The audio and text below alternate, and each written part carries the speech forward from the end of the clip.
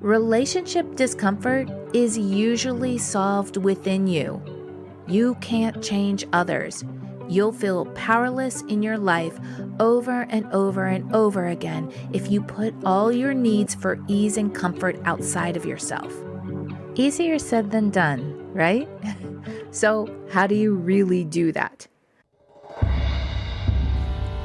Welcome to the Relationship Diversity Podcast, where we celebrate, question, and explore all aspects of relationship structure diversity, from soloamory to monogamy to polyamory and everything in between, because every relationship is as unique as you are. We'll bust through societal programming to break open and dissect everything we thought we knew about relationships, to ask the challenging but transformational questions: who am I, and what do I really want in my relationships? I'm your guide, Carrie Jaroslaw, best-selling author, speaker, intuitive, and coach. Join me as we reimagine all that our most intimate relationships can become. I don't like conflict.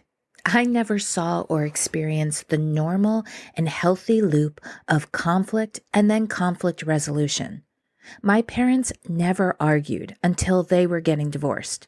And so every time I had a disagreement in my own relationships, I got so triggered that I thought the relationship was going to end.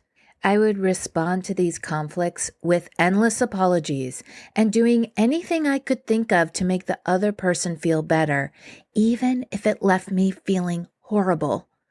I would have much preferred feeling horrible than being in conflict, and I acted this way in my relationships up until my divorce. But after much soul-searching, growth, and self-healing, I came to understand that the discomfort, disagreement, or sticky moment I was experiencing was actually happening for a reason. It was happening for me. It was showing me that something within me was needing acknowledgement, acceptance, and healing. And although I still struggle with this concept today, I'm much more capable of seeing the discomfort as an opportunity and an invitation to look deeper within.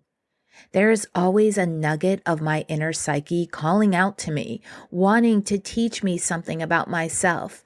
And when acknowledged and accepted, has the potential to help me have healthier, more fulfilling relationships.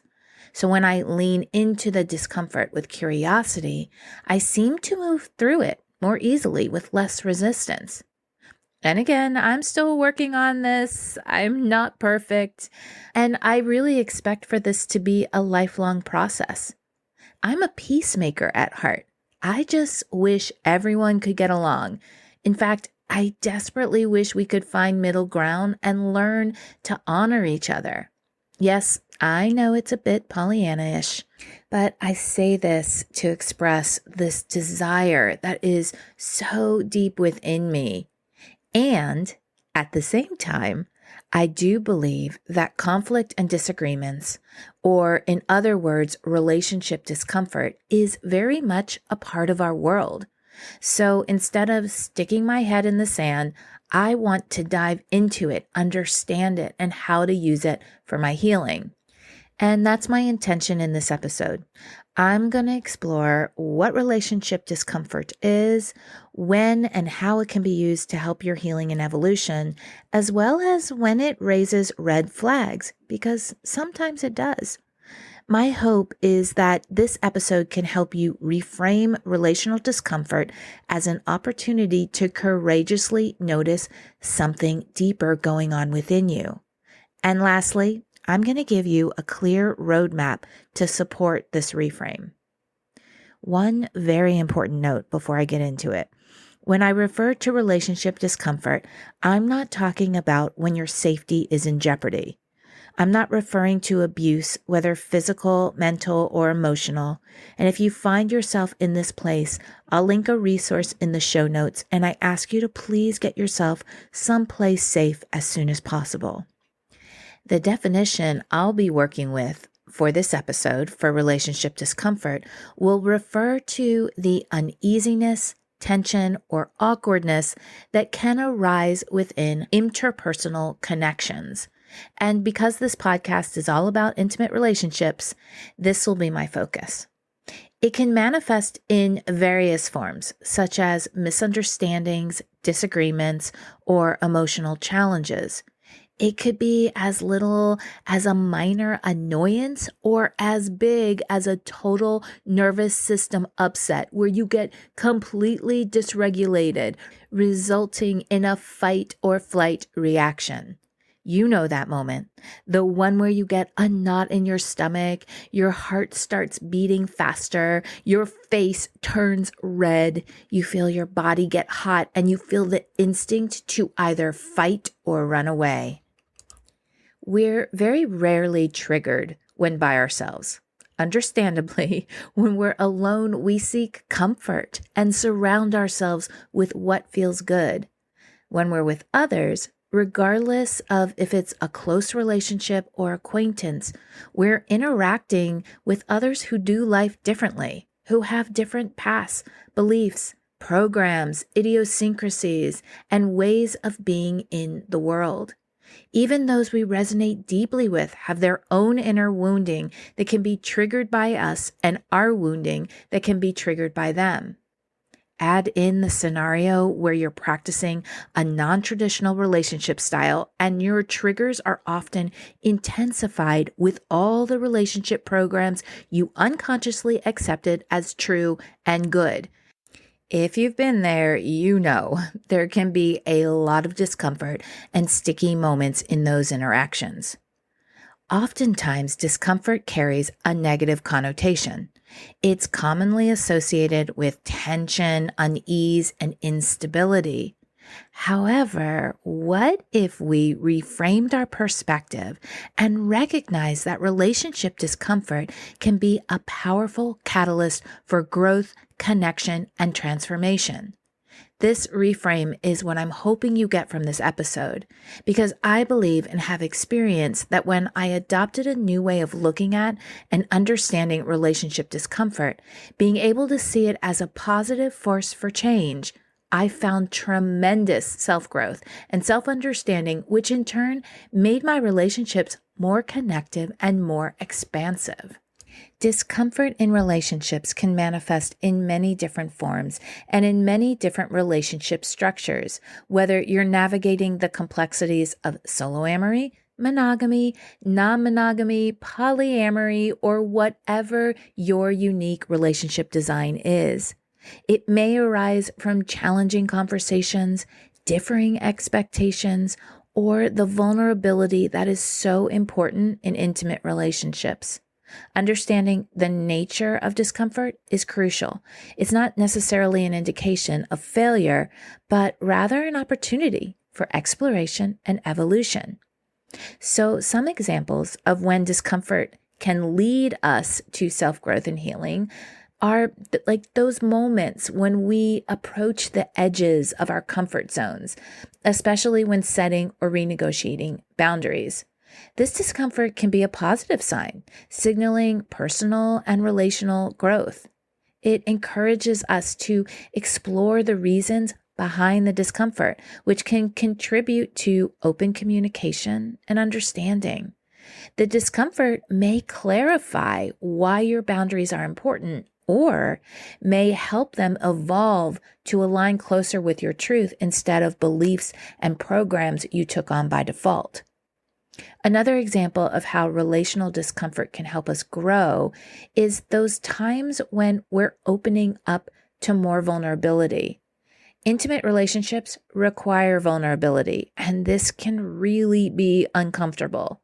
Acknowledging and embracing vulnerability opens the door to deeper connections. It's a sign that you're allowing yourself to be seen authentically, creating a space for your partner or partners to do the same. I've also found that discomfort can arise when our beliefs and assumptions about relationships are challenged. Instead of resisting this discomfort, consider it an invitation to reevaluate and expand your perspectives. You may not even realize that you hold a certain belief until you're faced with a situation that highlights that belief. So, that discomfort could lead to a more inclusive and accepting view of relationship diversity and all the vast ways we can relate to ourselves and others. To give you an example of how this plays out, I knew someone whose partner really wanted to explore polyamory, and they felt that in order to support their partner, they should do the same. But after exploration, they realized that they preferred monogamy and was also okay with their partner having other relationships. They were flooded with so many judgments about their relationship beliefs and programs. Ones like, how could I even be okay with my partner having other relationships without me doing the same? What about fairness? How can this ever work for me? Will I be too jealous? And so on and so on.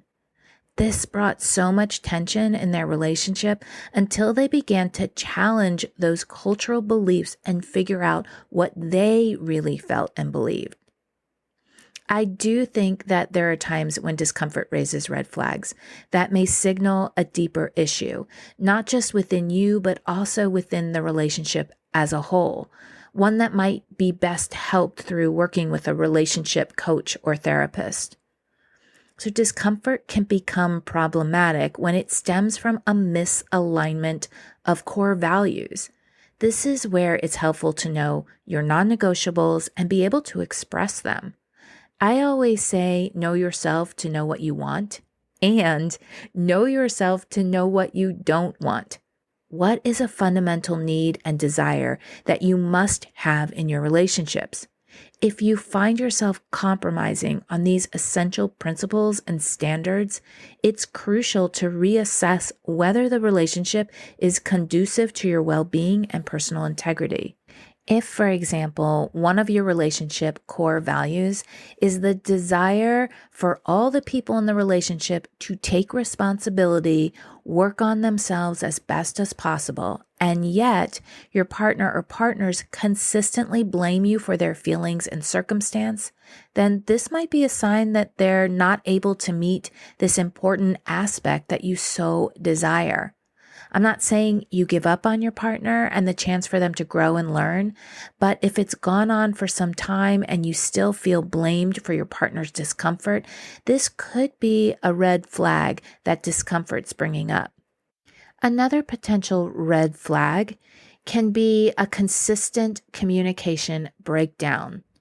All healthy relationships, regardless of relationship structure, thrive on open communication. If discomfort persists due to unresolved issues or a breakdown in communication, it may indicate an underlying problem. Regular, honest communication is vital to addressing and resolving these challenges. And if you find that your communication breaks down when faced with discomfort, look into why you think this happens and investigate if there's something you can do to shift the pattern. If this is an endless loop of communication breakdown that just can't seem to be resolved amongst you, finding a relationship therapist can be a last step to see if this is something you and your partner or partners can work through. Okay, now for the reframe and a hard truth. Relationship discomfort is usually solved within you. You can't change others. You'll feel powerless in your life over and over and over again if you put all your needs for ease and comfort outside of yourself. So instead of instinctively running away from that discomfort, which I know it's the natural response to anything that feels uncomfortable, you instead lean into the discomfort. And by that leaning in, you learn to reframe discomfort as an invitation to dig deeper within yourself with curiosity, discovering these new parts of yourself and growing personally through acceptance and acknowledgement. And that idea of growth can be exciting and invigorating. And that excitement can be the motivation you need to move through the icky feelings. Easier said than done, right? So how do you really do that? At the core, you first get curious about how discomfort presents in your body and mind, and then open yourself up to acknowledge and accept the sensations and thoughts, followed by investigating what it's wanting from you. Okay, I'm going to make this as easy as possible by giving you a step-by-step roadmap to reframe the discomfort. Step one, the first step, is the most important because without it, the following steps will be much harder. And that is to notice the discomfort in your body. Just noticing will stop the automatic response and reaction. How does discomfort show up in your body? As we learned from the last episode with Dedeker Winston and Orit Krug, the body never lies. By tuning into your body, you can recognize when discomfort happens by knowing where and how it sits in your body. For example, anytime I start to feel triggered, my heart starts beating super fast. Knowing this stops my reaction and gives me a choice to pause, step away, and take a deep breath. Or even better, actually communicate to my partner that I'm feeling triggered and need to take a breath. That doesn't mean that my heart stops beating really fast. It just means that my awareness is there and I can stop the instant and automatic unhealthy reaction to what's going on in the situation. The next step is to simply acknowledge the discomfort. I usually need to excuse myself for a few minutes to do this effectively. I acknowledge the discomfort by saying hello to the sensation. I actually talk to it like this. Hello, I see you, I feel you. And then I breathe into it and I add, it's okay, I see you, I feel you, I love you, and it's okay to feel what you're feeling. It's really okay. This phrase also helps me accept the feelings that I have and not try to change them and not judge them. A lot of times we want to make either ourselves or our partners wrong to soothe the discomfort. So this step will really help you feel heard, seen, and loved by yourself. If you stop here, you'll have gained so much. So if you can just do those first two steps, noticing and acknowledging, you will be in a better place. But if you feel ready to move forward, the next step is to find gratitude for the opportunity. This may be a little tricky at first, and if you can lean into the reframe that the discomfort is an invitation for awareness and healing, and just keep working with it, it becomes easier and easier. You're not necessarily feeling gratitude for the discomfort because it's definitely more challenging to be thankful for something that just feels gross. But instead, you're finding gratitude for the opportunity to look at something within you grow, heal, and evolve. This leads to the next step, which is to do something nourishing, some form of self-care. Very simple. I love simple self-care because I'm super busy. I can't do even an hour workout or an hour bath, but just 10 minutes, 5 minutes of journaling, quieting your mind, talking to a friend who will objectively listen and give you some insight, some way to show yourself compassion and care. Somewhere you're not getting that need met, so how can you meet your own needs? This will also help to calm down the part of your brain that instinctively goes to fight or flight. Next, find something that helps you move the emotion. I am such a big proponent of moving your body in whatever way you can because emotion can get stuck in the body. So this could be going outside for 2 minutes and deeply breathing, or going on a walk if you happen to have more time. It could look like dancing to one song, or it could be some form of mindfulness, a shower, singing, yelling in your car, shaking your body. It doesn't have to be long or complicated. Even 10 jumping jacks, 5 jumping jacks, or sitting in a chair and shaking your hands for 30 seconds. Any kind of movement will really help to move the energy and the emotion. and keep it from getting stuck in the body. The next step on the reframe roadmap is to get clear on what the discomfort is, at least clearer. Journal it, love on it, ask yourself, what do I need to confront in myself? How do I contribute to this? To give you an example of this, I had a client who was a people pleaser and always cowered in the face of an argument. They learned that discomfort always put their people-pleasing mode in overdrive, wanting to completely give up on themselves and make their partner feel better. We worked on them finding their own worthiness and voice and finding the courage to express it to their partner. This was a slow process, but completely shifted the dynamic in their relationships. And the final step is just that. Communicate your findings with your partner.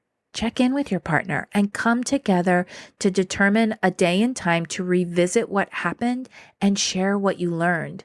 This is an easy step to skip over, especially when you're busy and pulled in other directions. I've done it in my own relationships. But I find when you can come together, share, and close the loop of what happened, you'll move forward with more connection and less resentment. So to summarize the steps in one word per step is 1, notice, 2, acknowledge, 3, gratitude, 4, nourishment, 5, movement, 6, clarity, and 7, communication. I truly believe that relationship discomfort is a natural part of intimate relationships. It's not necessarily fun or pleasurable, but it is the catalyst for personal evolution, which can bring deeper intimacy and fulfillment into all of your relationships. Recognizing when discomfort is a catalyst for positive change and when it signals a deeper issue is key to fostering relationships that are not only enduring, but also transformative. Embrace the discomfort, lean into it with an open heart and mind, and discover the profound growth and connection that can emerge with this very important mindset shift. And as always, stay curious. Thanks so much for listening to the Relationship Diversity Podcast. Want to learn more about relationship diversity? I've got a free guide I'd love to send you. Go to www.relationshipdiversitypodcast.com to get yours sent right to you. If you liked what you heard, please subscribe to the podcast. You being here and participating in the conversation about relationship diversity is what helps us create a space of inclusivity and acceptance together. The more comfortable and normal it is to acknowledge the vast and varied relating we all do, the faster we'll shift to a paradigm of conscious, intentional, and diverse relationships. New episodes are released every Thursday. Stay connected with me through my YouTube channel, where I'll give you even more free resources and information all about relationship diversity. I'm super excited to go deeper into YouTube because I'll be able to connect and have conversations directly with you. You'll find the link in the show notes. Stay curious. Every relationship is as unique as you are.